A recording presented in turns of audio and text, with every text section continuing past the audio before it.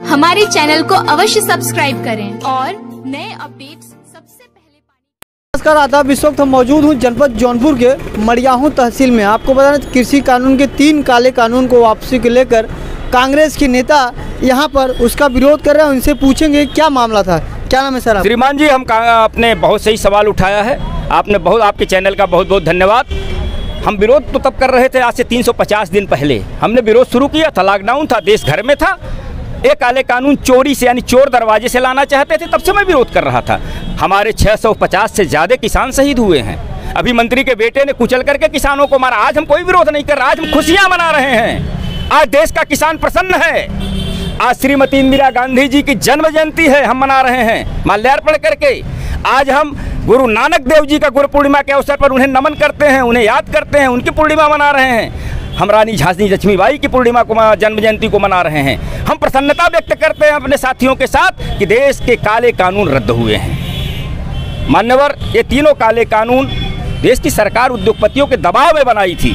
आपको याद होगा कि सदन के अंदर जब चोर दरवाजे से पेश किया गया, जो सदन में बहस किया राहुल गांधी जी ने, आदरणीय सोनिया जी ने, देश के कांग्रेस के नेताओं ने, तो कांग्रेस के सरकार के कृषि मंत्री पूछते हैं काला क्या है। अरे भाई, तीनों काले में कानून नहीं था, बल्कि कानून ही काला था। आपने देखा कि उद्योगपतियों को फायदा, अपने मित्रों को फायदा पहुंचाने के लिए मोदी जी ने सदन में जबरदस्ती लॉकडाउन के दौरान 1 दिवसीय सदन बुलाया था। राज्यसभा में सांसदों को पीटा गया, मार्शल से, गुंडों से पिटवा करके कानून बनाया गया था।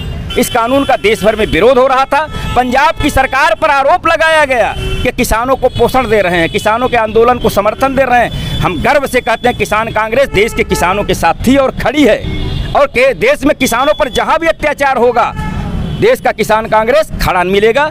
और मोदी जी को मैं एक शुभकामना देना चाहता हूं कि आपकी सद्बुद्धि आई नानक देव जी की जयंती पर, आपने आंदोलन वापस लिए।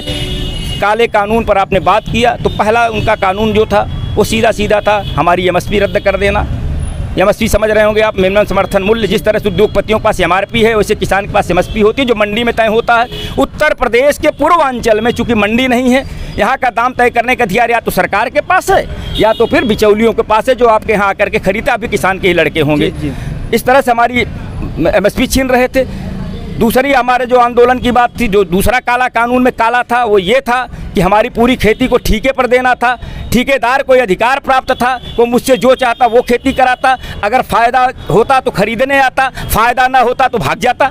फिर उसको हम क्या करते, पैदावार खाद्यान्न को। मेरे ऊपर कोई कानूनी अधिकार नहीं था कि हम उनके ऊपर न्यायालय में जा सकें। न्यायालय में जाने का अधिकार नहीं था। दबाव बनाने पर सरकार कहती थी काला ये है कि आप एसडीएम कोर्ट में जाओ। आप जानते हो कि एसडीएम किसका होता है? सरकार का होता है। मान्यवर, ये काला था। तीसरा काला था ठेकेदारी पर। मैंने बताया, ये बोले कि मंडी, आप हरियाणा और पंजाब में जाएंगे, देश भर में मंडी है, मंडी में किसान अपना सामान ले जा करके बेच देते हैं, दाम लेते अपने घर जाते हैं, लेकिन उस मंडी को ख़त्म कर रहे थे। जब कांग्रेस ने दबाव बनाया, किसानों ने दबाव बनाया, किसान कांग्रेस में डॉक्टर आर सी पांडे स्वयं दबाव बनाने में, नाना पटोले जी जो किसान कांग्रेस के राष्ट्रीय अध्यक्ष थे, आज महाराष्ट्र के प्रदेश अध्यक्ष हैं, हम सारे लोगों को दबाव बनाया। तो सदन के अंदर सरकार का जवाब था कि मंडी के बगल में मंडी बना रहे हैं।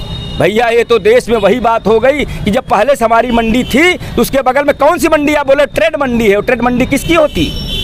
सरकार की नहीं होती। वो ट्रेड मंडी उद्योगपतियों की थी।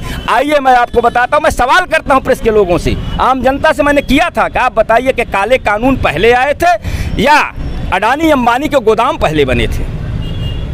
अडानी अदानी का गोदाम बनने के बाद साजिश के तहत तीनों काले कानून लाए गए थे। क्या होता? 240 रुपये सरसों का तेल आप क्यों खरीद रहे हैं? अभी आप 25 से 40 रुपये टमाटर और प्याज क्यों खरीद रहे थे? पिछले लॉकडाउन में 50 तक आलू क्यों गई थी? जबकि देश में 103 हज़ार मीट्रिक टन सरसों का उत्पादन 2020-21 में हुआ। ये मैं नहीं कह रहा हूँ, देश की सरकार का जो पेश किया है बजट, उसमें बताए हैं 103 हज़ार मीट्रिक टन उत्पादन हुआ है। देश में खपत हमारे पास सरसों की मात्र 67 हज़ार मीट्रिक टन पर है। अब आप बताइए वो सरसों कहाँ है?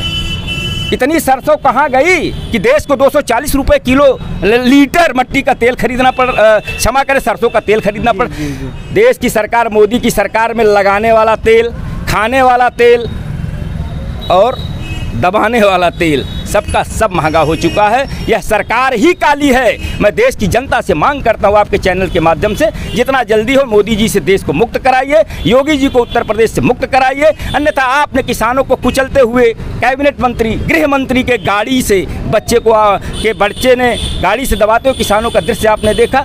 उत्तर प्रदेश अगर इनसे आप मुक्त नहीं होंगे तो इससे भी बेभस्त नज़ारा देखना होगा। मेरा सवाल ये है सर, जो किसान मरे हुए हैं बेचारे धरना पर, उनको न्याय मिलना चाहिए नहीं मिलना चाहिए? श्रीमान जी, मैं तो लगातार मांग कर रहा हूं, उन्हें न्याय मिलना चाहिए। उनके न्याय की लड़ाई आदरणीय प्रियंका गांधी जी लड़ रही हैं। आपने देखा होगा कि कांग्रेस के लोग लॉकडाउन में भी किसानों के साथ खड़े थे और कोई पार्टी नहीं निकली है। उन्हें जरूर 600 से ज़्यादा किसान वहाँ शहीद हुए हैं। लगभग 1000 की संख्या हो गई हो, 600 तो गणना की बात बता रहे हैं, 1000 से ज़्यादा भी संख्या हो सकती है। मैं चाहता हूं उनके परिवारों को मुआवजा मिले, उन्हें न्याय मिले और साथ साथ लाल किले से लेकर के